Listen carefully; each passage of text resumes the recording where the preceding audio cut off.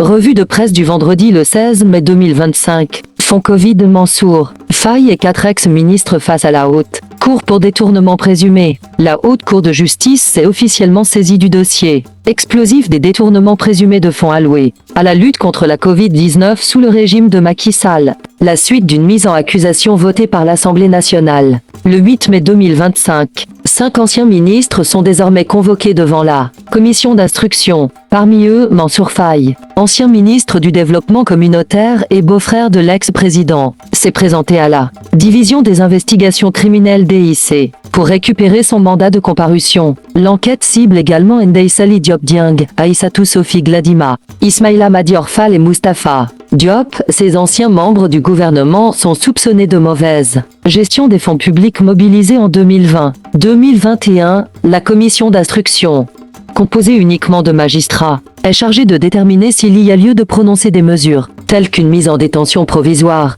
Les décisions rendues dans ce cadre sont définitives et non susceptibles d'appel. Le cas de Moustapha Diop, également député, illustre la gravité des accusations. Après la levée de son immunité parlementaire, il a été convoqué pour répondre d'un détournement présumé de 930 millions de FCFA, dont une partie aurait transité par une inspectrice du Trésor via des circuits opaques. Le rapport accablant de la Cour des comptes, qui fait état d'irrégularités sur plus de 1000 milliards de FCFA, sert de base à ces poursuites judiciaires aux implications politiques majeures. Rejet en référé, la justice refuse d'annuler la suspension des médias décidée par le ministre. Le juge des référés a déclaré irrecevable la requête du CDEPS, visant à annuler l'arrêté du ministre de la Communication suspendant certains médias jugés non conformes. Selon les avocats du CDEPS, aucun représentant de l'État n'a défendu la compétence du ministre à prendre une telle décision. Face à ce revers, le CDEPS annonce une nouvelle procédure pour attaquer la décision sur le fond.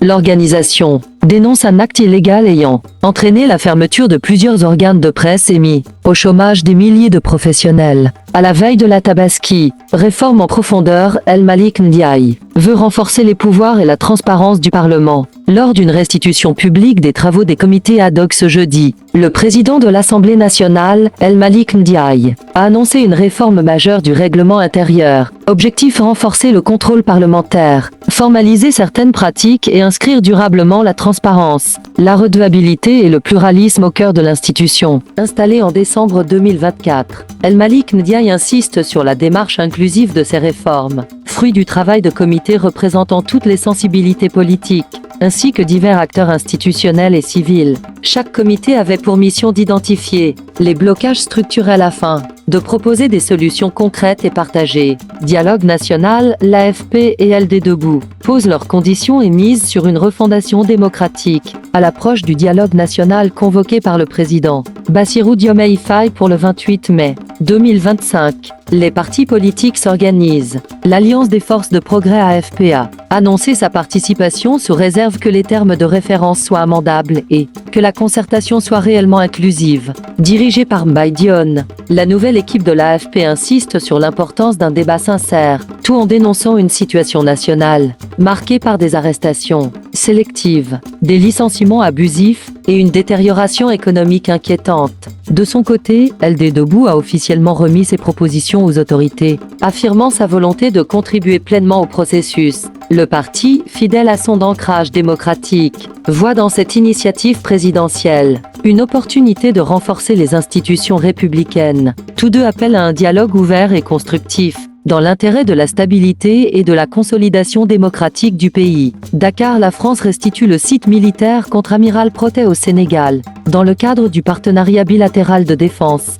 la France a officiellement remis ce jeudi, 15 mai 2025, le site militaire contre-amiral Protet aux autorités sénégalaises. Situé sur le port de Dakar, cette emprise, auparavant occupée par les éléments français au Sénégal, fait partie d'un processus de retrait progressif, entamé par la Commission conjointe franco-sénégalaise. Depuis février, cette restitution s'ajoute à celle des sites Maréchal et Saint-Exupéry, déjà opérés en mars, et s'inscrit dans le cadre du traité de coopération militaire signé en 2012. D'autres transferts sont prévus d'ici l'été 2025, illustrant la volonté commune de réajuster et moderniser le partenariat stratégique entre Paris et Dakar, Coup de tonnerre en Coupe du Sénégal. Builder FC élimine le géant. Jaraaf et file en finale, incroyable mais vrai. Builder FC, modeste pensionnaire de National 1, a créé la sensation ce jeudi en éliminant le mythique Jaraaf en demi-finale de la Coupe du Sénégal. Après un match accroché 2-2,